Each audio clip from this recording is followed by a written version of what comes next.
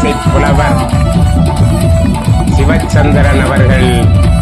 மும்பை தாராவி பகுதிக்கு வருகை தந்து அருள் ஞானபதியின் ஐயாவின் விழாவிலே கலந்து கொண்டு ஆன்மீக இன்னிசை நிகழ்த்தி ஐயாவின் அன்பு கொடி மக்களை மகிழ்வித்து ஐயாவின் புகழ் பரப்பி உலகமெங்கும் ஐயாவின் புகழை பரப்பிக் கொண்டிருக்கின்ற ஐயாவின் அருளிசை புலவர் சிவச்சந்திரன் அவர்கள் வருகை தந்த